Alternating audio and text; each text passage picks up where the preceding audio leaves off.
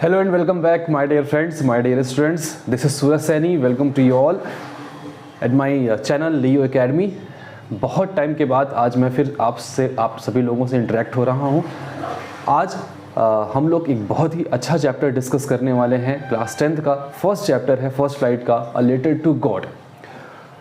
अब जैसा कि आप लोगों के एग्ज़ाम्स जो हैं वो बहुत ही पास हैं, सभी लोगों के पास डेट शीट पहुँच चुकी है, तो उस एग्ज़ाम को नज़र में रखते हुए, उस एग्ज़ाम को ध्यान में रखते हुए आज से मैं ये सीरीज़ अपनी स्टार्ट कर रहा हूँ। क्लास 10th और 12th के लिए स्पेशली है। हाँ, 9th और 11th का भी डिस्कशन इसमें बीच बीच में चलता रहेगा। और इसमें मैं आपको full chapter explain line by line तो नहीं करने वाला हूँ, वो आप पढ़ ही लिए होंगे। मैं आपको एक ब्रीफ समरी दूंगा, पॉइंट वाइज समरी दूंगा। पॉइंट में होने से आप जब एग्ज़ाम्स देने जाएंगे, एग्ज़ाम्स देने से पहले या अभी अगर आप उसको वन बाय वन एक एक पॉइंट करके पढ़ लेते हैं, वो पूरा का पूरा चैप्टर कवर कर लेगा। And I think it would work by a good technique. तो एक अच्छी टेक्निक से आप इसको कवर कर सकते हैं। तो खैर चलिए शुरू करता हूँ आपका ये first chapter, a letter to God.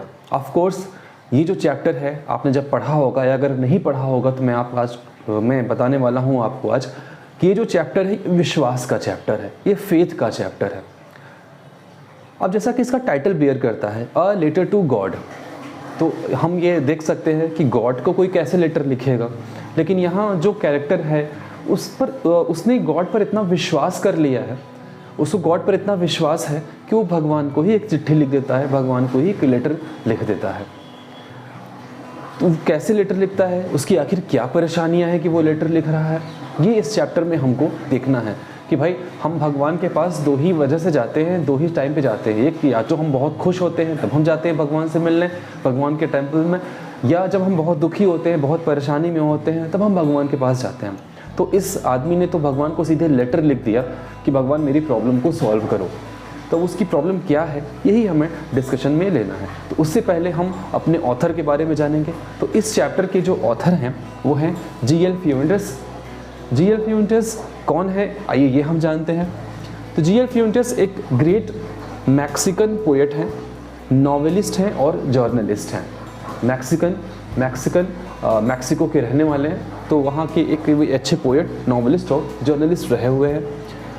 Teacher of literature in Mexico City में वो लिटरेचर के टीचर भी रहे और was awarded the national prize of arts and sciences in 1935 में उनको साइंस में और आर्ट्स में अवार्ड भी दिया गया।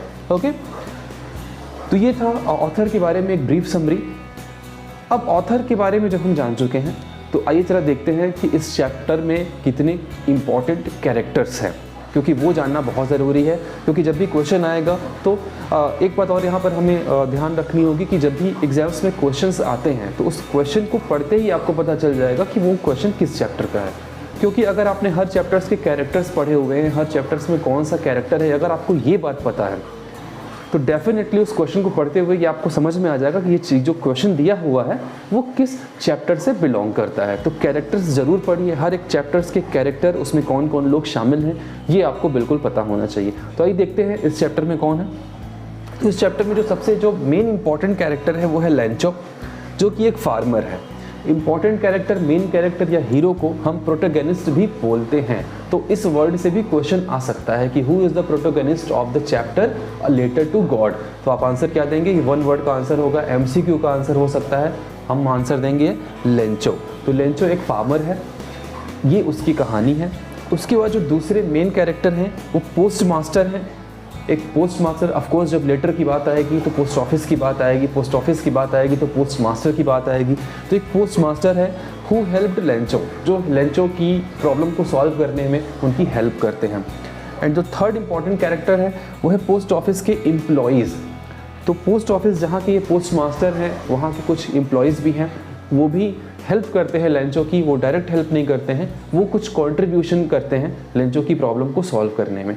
और इसके अलावा लेंचो की अपनी फैमिली है, जहाँ उसकी एक वाइफ है, कुछ बच्चे हैं, वो भी हैं, but they are not leading a main role, तो हम उनको काउंट नहीं करेंगे। हाँ, जब चैप्टर शुरू होता है तो थोड़ा डिस्कशन है उन पर, थोड़ी बातें हैं, तो वो हम उसको डिस्कस करते हुए देख लेंगे। ठीक है, तो ये चैप्टर के मेन कैरेक्टर्स हैं और ये हमारे ऑथर हैं। अब हम इसके बाद इस चैप्टर की पॉइंट वाइज समरी को देखेंगे। ठीक है, ओके, तो आइए अब इसकी चैप्टर की पॉइंट वाइज समरी देखते हैं। तो पॉइंट वाइज समरी बताने से पहले मैं आपको इस चैप्टर को थोड़ा ब्रीफ कर देता हूँ कि आखिर ये चैप्टर है क्या, इस चैप्टर में बताया क्या गया है। तो लेंचो, जैसा कि हम जानते हैं कि लेंचो एक फार्मर है, तो वो एक वैली में रहता है, वो एक घाटी में रहता है, वहाँ पर वो अपनी फार्मिंग करता है, खेती करता है। तो एक दिन क्या होता है कि उसके बहुत दिन से उसके यहाँ हार्वेस्ट नहीं होती है, लेकिन वो ऐसा नहीं कि वो निराश हो जाता है, वो बिलीव करता है, वो ट्रस्ट करता है कि बारिश होगी और बारिश होती भी है। तो आइए देखते हैं कैसे होती है। तो लेंचो के बारे में हम लोग को जाना कि लेंचो एक फार्मर है। तो Lencho was a farmer, his house was the only house in the valley on the top of a hill. तो उसका जो घर है, उसका जो हाउस है, उस वैली के कहाँ पर है, उस वैली पर है, उस वैली में है और टॉप ऑफ अ हिल, एक बहुत बड़े हिल के टॉप पर है। Lencho's fields needed rain for a good harvest. तो जैसा मैंने बताया कि लेंचो की फील्ड को क्या है, हार्वेस्ट, लेंचो जब वो खेती कर रहा है, जब वो अपनी फार्मिंग कर रहा है, तो उसको रेन की भी ज़रूरत होगी। तो Lencho's field needed rain for a good harvest. तो हार्वेस्ट क्या होता है, फसल होती है। तो उसकी फसल को अच्छा बनाने के लिए, अच्छी पैदावार के लिए उसको बारिश की ज़रूरत है। He looked expectantly, expectations यानी कि आशा। तो वो बड़े आशा के साथ कहाँ देख रहा है, स्काई पर देखता है कि हे भगवान थोड़ी बारिश करा दो, क्योंकि हर एक किसान यही चाहता है, उसकी फसल तभी अच्छी होगी जब अच्छी बारिश होगी। तो वो बड़ी एक्सपेक्टेशन के साथ स्काई की तरफ देखता है एंड इट डिड रेन, और गॉड इसकी सुन लेते हैं, बारिश हो जाती है। बारिश तो हो गई, लेकिन The drops of rain were like the coins for him। और of course जब बारिश की बूंदें गिरी उस किसान के खेत पर, उस फार्मर के खेत पर जब बारिश की बूंदें गिरी, तो जो कोई छोटी बूंद है, कोई बड़ी बूंद है, तो उसको देख करके ये नहीं कह रहा है कि they are simply some drops। वो ये नहीं कहता है, वो क्या कहता है कि वो कॉइन्स हैं, कुछ सिल्वर कॉइन्स हैं, कुछ गोल्ड कॉइन्स हैं, कुछ बड़ी बूंदें हैं, कुछ छोटी बूंदें हैं। तो बारिश की बूंदें उसने कंपेयर किया, बारिश की बूंदों का कंपेयर किससे किया, उसने कॉइन से किया। ओके, ठीक है, लेकिन क्या हुआ, but this happiness was short lived. लेकिन ये जो उसकी खुशी थी कि वाह बारिश हुई, कॉइन्स गिरे, बूंदें गिरी, अब उसकी फसल अच्छी हो जाएगी, अच्छी पैदावार होगी, उसको खाने को अच्छा मिलेगा, लेकिन ये जो उसकी खुशी थी वो शॉर्ट लिव्ड थी, बहुत कम समय के लिए थी। क्यों थी, as very large hailstones. Hailstones का मतलब क्या होता है, हेल स्टोन्स बर्फ़ के गोले, यानी जिसको हम ओला बोलते हैं, ओला, कोहरा, तो ये हेल स्टोन्स गिरने लगे। हेल स्टोन्स यानी पत्थर, हेल ओले को बोलते हैं, ओले का पत्थर यानी बर्फ़। तो बड़े बड़े बर्फ़ की बूंदें गिरने लगी।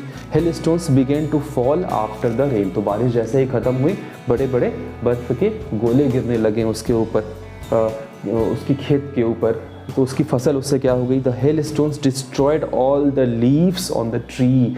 जिसने जो थोड़ी थोड़ी फसल निकल आए थे, जो थोड़ी थोड़ी हार्वेस्टिंग इसकी हो गई थी, जिसको बारिश की ज़रूरत थी, तो बारिश तो हो गई, लेकिन बारिश के बाद क्या हुआ, हेल स्टोन्स, तूफ़ान आ गया उसके खेत में, और तूफ़ान ने क्या किया, उसके पेड़ की सारी पत्तियों को, the leaves on the trees, plants and flowers, सभी को डिस्ट्रॉय कर दिया।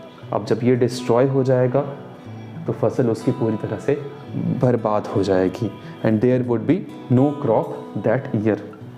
तो अब ऐसी कंडीशन में एक किसान क्या करेगा, एक फार्मर क्या करेगा। अब उसको ये बात पता चल गई है कि अब इस साल तो फसल नहीं होनी है। क्यों नहीं होनी है, बारिश तो हुई, लेकिन हेल स्टोन्स ने, तूफ़ान ने, ओले ने सब का सब खेत, पूरा का पूरा खेत तबाह कर दिया, बर्बाद कर दिया। अब वो क्या करेगा, ये उसकी अगली बड़ी चुनौती है, बड़ा चैलेंज है। एक फार्मर के लिए एक बहुत बड़ा चैलेंज हो जाता है कि जब उसकी पूरी की पूरी फार्मिंग ख़राब हो जाए। सोचिए ये फार्मर्स क्या नहीं करते हैं हमारे लिए। ठंडी में गेहूं और धान की खेती होती है, तो इतनी ठंडी में वो खेतों में जा कर के पानी लगाते हैं,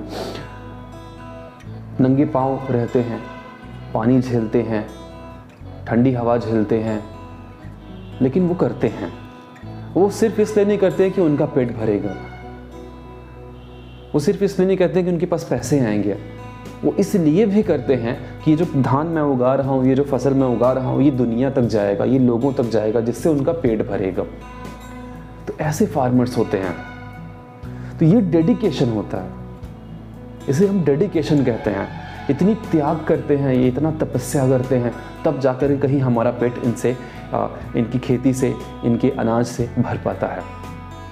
तो क्या हमें फार्मर्स के लिए कुछ नहीं करना चाहिए? क्या हमें उनके लिए कुछ नहीं करना चाहिए? हम क्या कर सकते हैं उनके लिए? ये एक बड़ा क्वेश्चन है। मेरे हिसाब से क्या करना चाहिए? मेरे हिसाब से जैसे कि वो जो खेती करते हैं भाई, वो करेंगे, वो किसान हैं, ये वो करते रहते हैं खेती, वो जो फसल हमें भेजते हैं, तो थोड़ा हमें भी उनकी तरफ ध्यान देना चाहिए। अब वो एक कॉमन पर्सनैलिटी से वो क्या उम्मीद करेगा एक किसान, कि हमारा जो बिहेवियर हो उनके प्रति, हमारा जो एटीट्यूड हो उनके प्रति, वो अच्छा हो। पुराने टाइम में क्या कहा जाता, किसान भगवान होते हैं, तो वाकई वो भगवान है। जो हमारा पेट भर रहा है वो भगवान है। तो हमारा एटीट्यूड उनको लेकर के अच्छा होना चाहिए। यहाँ शहर में आने के बाद हम किसानों को थोड़ा ख़राब निगाह से देखते हैं या बहुत छोटा समझते हैं। छोटे नहीं, वो सबसे बड़े हैं, उनके पास सबसे अधिक है, वेल्दी हैं, वो हेल्दी हैं। आप जाकर देखिए गांव का माहौल कितना अच्छा है, कितना सुंदर है, कितना प्यारा है, हेल्दी है, सब प्रॉस्पेरिटी चारों तरफ फैली हुई है। कोविड में जब सब शहर में आ गए, तो शहर में आने के बाद वो गांव की तरफ भाग रहे थे, क्योंकि उन्हें पता था कि वही एक ऐसी जगह है जहाँ पर वो सेफ रह सकते हैं, है ना। तो लेंचो की भी कुछ कंडीशन ऐसी हो गई कि उसका सारा का सारा फसल बर्बाद हो गया है।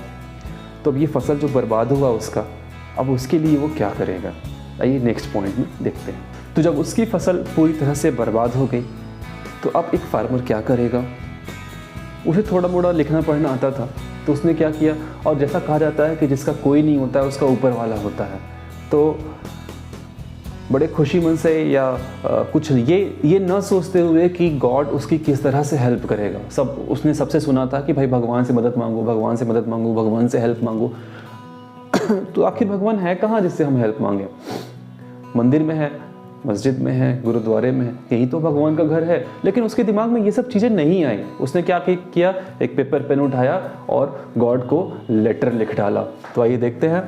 There was a single hope from God, help from God. तो उसको समझ में नहीं आया कि अब उसको करना क्या है। तो उसने क्या किया, भगवान से मदद मांगी। और कैसे मांगी? On the following Sunday he wrote a letter to God. अगले ही संडे उसने भगवान को एक लेटर लिख डाला।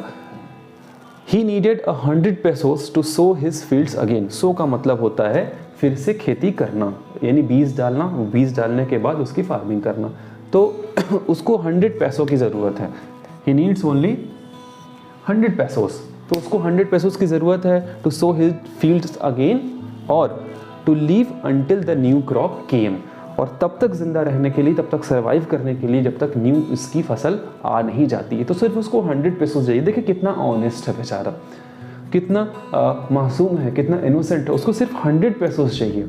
भगवान को लेटर लिख रहा है। भी हम भगवान को लेटर लिखें तो उसे सब मांग लें कि हमको ये दे दो, वो दे दो, वो दे दो। अगर कोई ऐसा गॉड है तो जिसको हम लेटर लिख सकते हैं, जहाँ वो लेटर हमारा पहुँच जाए। लेकिन उसने क्या किया, सिर्फ अपनी ज़रूरत भर की पैसे भगवान से उसने मांगे। तो उसने 100 pesos के लिए भगवान को एक लेटर लिखा। He wrote to God on the envelope. और जब उसने लेटर लिख लिया, उसको एनवेलप में डाला और उसके ऊपर क्या लिख दिया, टू गॉड। क्योंकि एग्जैक्टली तो वो भगवान का एड्रेस जानता नहीं है, तो उसने क्या लिखा, टू गॉड लिखा on the envelope and put the letter into the mail box. और लेटर को उसने मेल बॉक्स में डाल दिया। अब ये तो ठीक है, उसने लेटर लिखा, लेटर को मेल बॉक्स में डाल दिया, लेकिन ये लेटर आखिर जाएगा कहाँ? ये दूसरा हमारा बड़ा क्वेश्चन है कि आखिर ये लेटर जाएगा कहाँ। यहाँ इसकी ऑनेस्टी देखिए, यहाँ इसका ट्रस्ट देखिए। इसी ट्रस्ट की मैं बात कर रहा था शुरू में कि ये जो चैप्टर है वो ट्रस्ट पर डिपेंड करता है। ट्रस्ट पर पूरी तरह से ये बेसिस है, इसका जो बेस है, इसका जो फाउंडेशन है इस चैप्टर का, वो ट्रस्ट है कि हम आखिर गॉड पर कितना ट्रस्ट करते हैं। वो देखिए कितना ट्रस्ट कर रहा है। उसने ये नहीं सोचा कि कैसे हेल्प होगी, भगवान कहाँ से पैसे देंगे। And he started writing letter. तो लेटर लिख दिया उसने, मेल बॉक्स में डाल दिया। अब देखिए वो क्या करता है। अब जब लेटर पहुंचा मेल बॉक्स में पोस्ट ऑफिस वाले एम्प्लॉई के पास, तो जो पोस्टमैन है, द पोस्टमैन लाफ्ड हार्टली। पहले तो देखा होगा उसने कि अच्छा ये लेटर टू गॉड, भगवान को मैं कैसे लेटर लिखूँ, भगवान को मैं कोई कैसे लेटर लिख सकता है, और भगवान का एड्रेस कहाँ है। तो पहले तो शॉक हुआ होगा, लेकिन फिर उसने हंसना शुरू कर दिया। He laughed heartily and took it to the post master.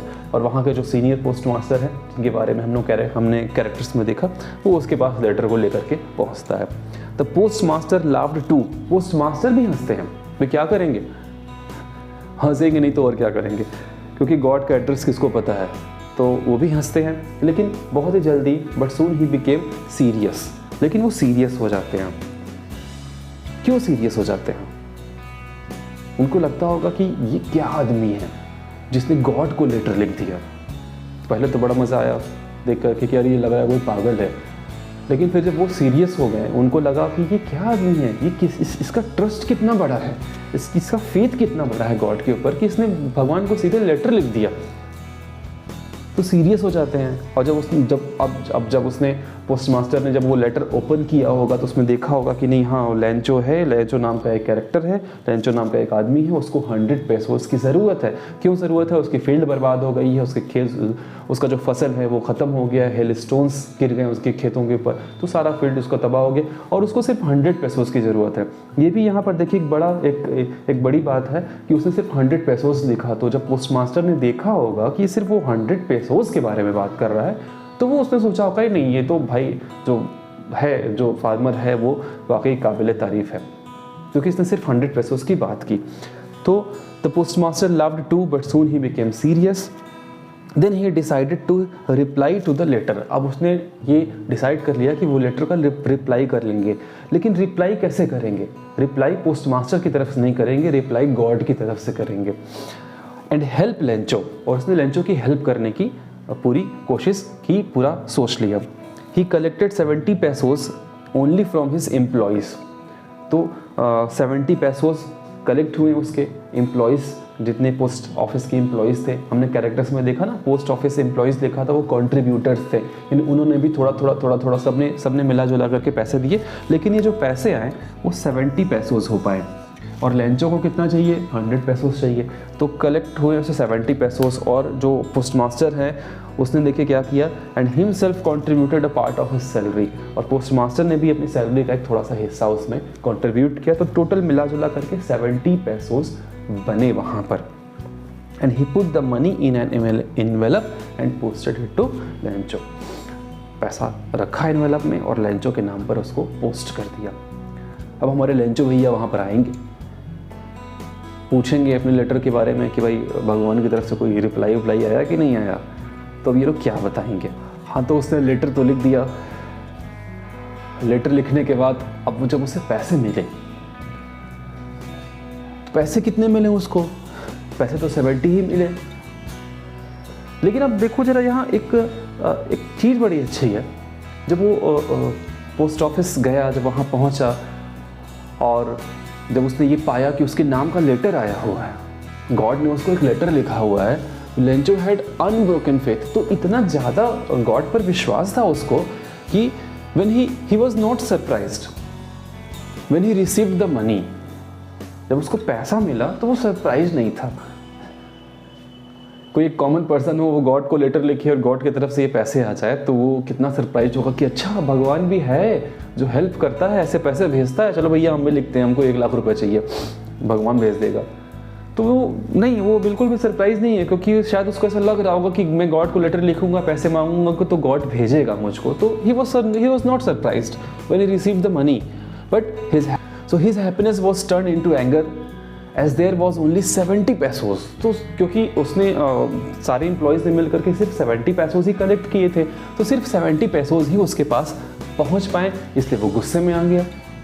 He could never believe that God could ever deceive him। अब वो इतना विश्वास नहीं कर पा रहा है कि भगवान भी कभी धोखा दे सकता है उसको ये बात पर विश्वास नहीं है। तो उसने क्या किया? He again wrote a letter। फिर उसने फिर से एक लेटर लिखा गॉड को ये रिमाइंड कराने के लिए कि भैया उसको सिर्फ 70 पेसोस मिले हैं। या आप ये बात याद रखिए कि मेरे पास सिर्फ 70 पेसोस आए हैं। उसने भगवान को फिर से एक लेटर लिखा कि भैया कि गॉड आपने सिर्फ 70 पेसोस भेजे हैं क्या, बाकी का 30 पैसों कब भेजेंगे? लेकिन उसको ये विश्वास नहीं है, उसको कुछ और लग रहा है ना, उसको कुछ और लग रहा है कि ये गॉड धोखा नहीं दे सकता। उसने 70 पैसों नहीं भेजे होंगे, उसने पूरे पैसे भेजे होंगे। लेकिन अब क्योंकि उसके पास 70 पैसों ही रिसीव हुए हैं, इसलिए उसने फिर से गॉड को लेटर लिखा कि भाई बचा हुआ, he asked God not to send the rest, तो उसने फिर से लेटर लिखा कि वो 30 जो पैसों नहीं आए मेरे पास वो आप फिर से भेजिए।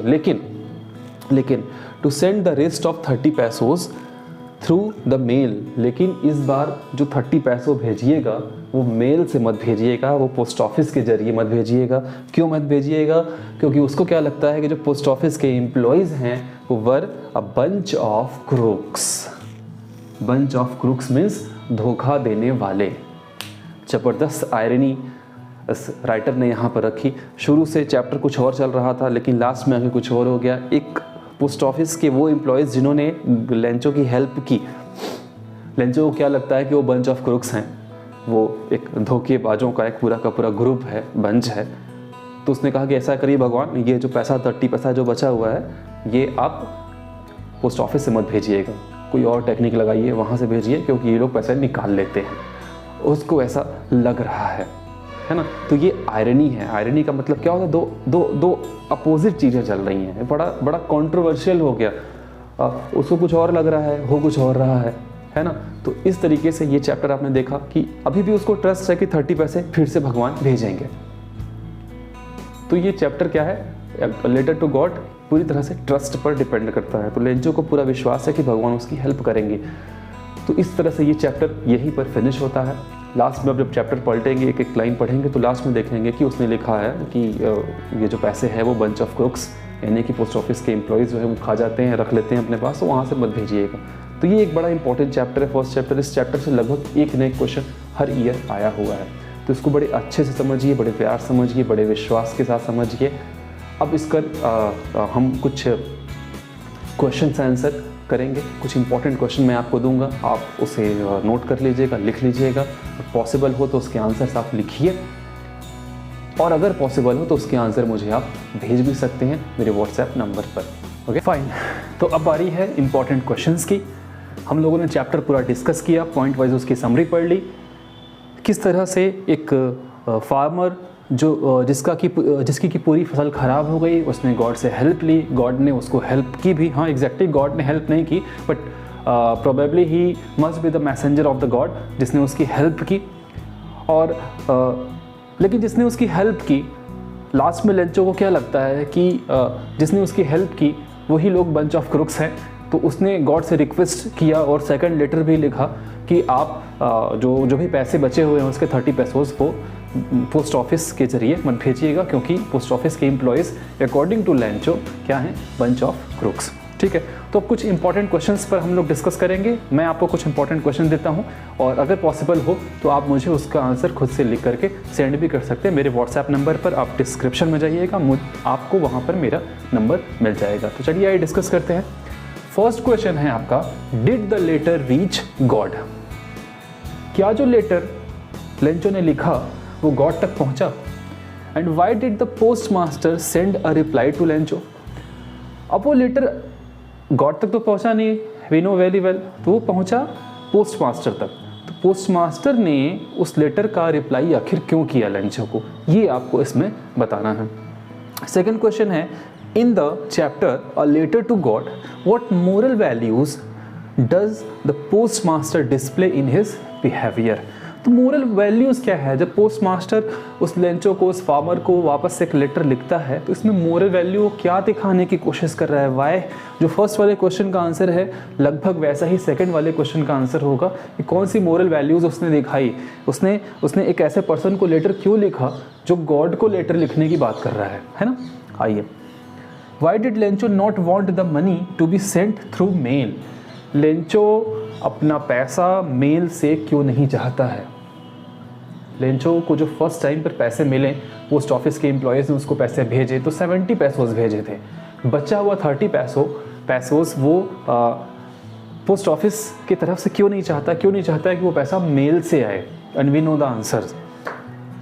फोर्थ क्वेश्चन है कि why did Lencho write his second letter? Lencho ने अपना सेकेंड लेटर क्यों लिखा? सेकेंड लेटर में ही उसने लिखा था ना कि उसको 30 पैसे जो है वो पोस्ट ऑफिस से मत भेजिएगा, मेल से मत भेजिएगा। क्योंकि क्या है? क्योंकि उसको वो जो पोस्ट ऑफिस के एम्प्लॉयज़ हैं उसको वो बंच ऑफ क्रूक्स लगते हैं, इसलिए वो पैसा वहाँ से मत भेजिएगा। ठीक, अब आइए लास्ट क्वेश्चन है, what were Lencho's feelings when the hell stopped. बारिश की एक्सपेक्टेशन की थी उसने कि बारिश आएगी, बारिश आई, लेकिन बारिश के साथ साथ तूफान आ गया।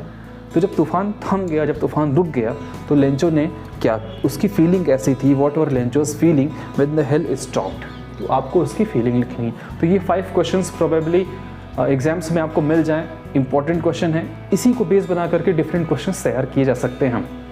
तो इन क्वेश्चंस का आप आंसर लिखिए, खुद से लिखिए, गूगल की हेल्प मत लीजिए, उसका आंसर लिखिए और आप मुझे व्हाट्सएप पे भेजिए, मैं उसको चेक करके आपको रिप्लाई दूंगा। और इस पूरे समरी में कहीं भी अगर आपको कोई प्रॉब्लम हुई हो, कहीं कुछ दिक्कत समझ में आ रही हो, तो आप मुझे मैसेज कर सकते हैं। आप कमेंट के सेक्शन में भी कमेंट करके मुझसे पूछ सकते हैं, है ना। तो नेक्स्ट चैप्टर हमारा बहुत ही जल्दी, नेक्स्ट क्लास में हम लोग नेक्स्ट चैप्टर के बारे में डिस्कशन करेंगे। इस चैप्टर को आप अच्छे से पढ़िएगा क्योंकि ये एग्जाम्स में आएगा, आता है और आएगा। ओके, तो मिलते हैं नेक्स्ट चैप्टर में बहुत ही जल्दी। तब तक के लिए जय हिंद, जय भारत।